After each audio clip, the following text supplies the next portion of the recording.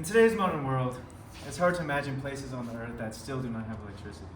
Here is a solution to all of the problems ever. This is a mechanical power generator using a pull start here. So if you're ever stuck and abandoned in the woods and need to charge your phone, or you need some light for the night, you just ran from a Sasquatch or something, we're here, all right? This is what you need.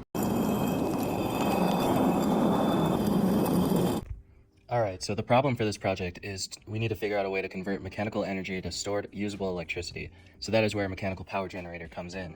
Some of the objectives include it should be able to trickle charge a phone connected to it, should be able to power LEDs for around 5 minutes after a minute of work, must have some type of user interface indicating power generation, and should be easy to use off-grid. Some of the constraints include a budget of $230 for ordering parts, must be able to fit inside a backpack relatively easily, should weigh less than 30 pounds, and it should not have any custom batteries in it. Allow me to explain the mechanical portion of our generator. You pull this pull cord, and when you do that, there's a ratchet inside that allows it to be pulled out one way but not catch the other way. That power is transferred to a gear down below, which spins a smaller gear attached to the motor. So it's a 2-to-1 gear ratio. We double our velocity, and then from that spins the motor, which is attached to a flywheel, which keeps it going, maintains its momentum, and that is the entire portion of the mechanical.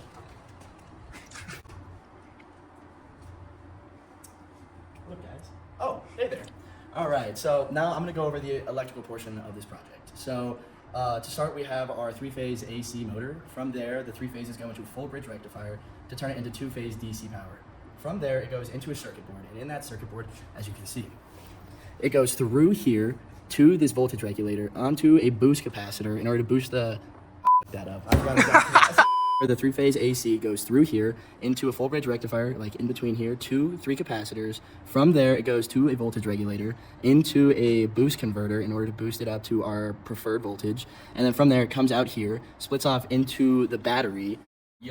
So this is how the battery works here, Got the battery. Once this thing's being charged up, after we pull this a little bit, goes into this PCB here. What this PCB does is all the voltage starts being transferred between various components. So we can either take it from the battery to the PCB to the lights, turn that off, or we can directly read the battery charge from the PCB.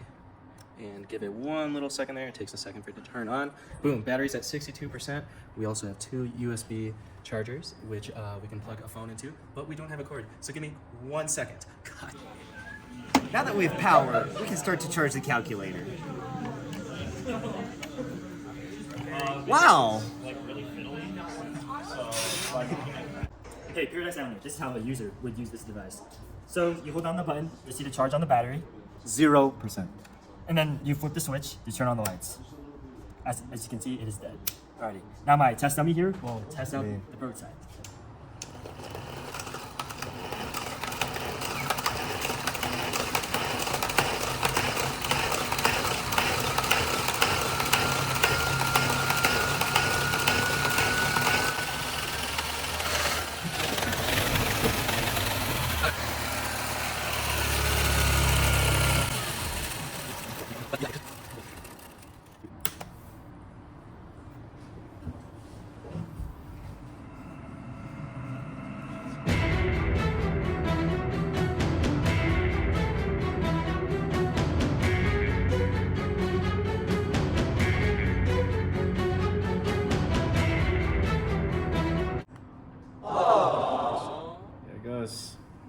The motor met the metric of being able to charge any connected device, whether that be a phone, calculator, or Arduino.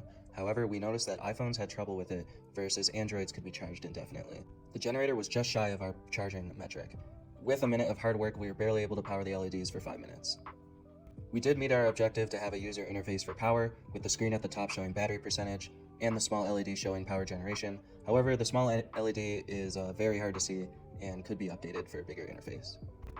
We also met our objective of it being easy to use. All the user has to do is hold it down and rip the cord to generate power, and then they can use any of the buttons or plug in anything at the top, which are fairly simple to use as well. The generator was also able to fit entirely inside a backpack, however it did take up the majority of the space, not leaving room for anything else. We met our metric of being under 30 pounds. The generator was about 10 pounds, with over half of that coming from the steel flywheel inside of it. Finally, we met our metric that all power would go through one battery, with the motor outputting the power directly into the battery, and then the battery's power being dispersed through the PCB and everything connected to it. If given more time, effort, and funding for the project, we would have had much more improvements to better achieve these design objectives and metrics.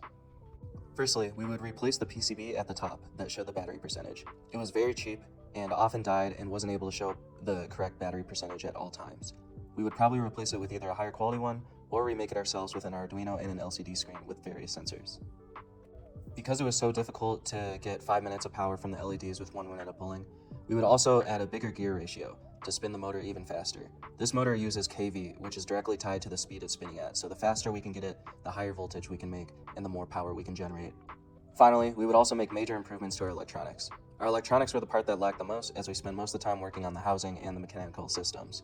We would take more time to understand how to effectively and efficiently convert mechanical to electrical power so that we remove any inefficiencies within that process. Yo, a ghost kid on my homies. If only I had a way to. Oh shit! Oh. Does that work? Oh shit! Say what up, homies. If only I had a way to charge my phone and like see stuff in the dark right now. Oh, get this guy out of here. Let's see. Oh yeah, that's the stuff. Oh yeah. Oh yeah. Oh yeah. All right, we're good.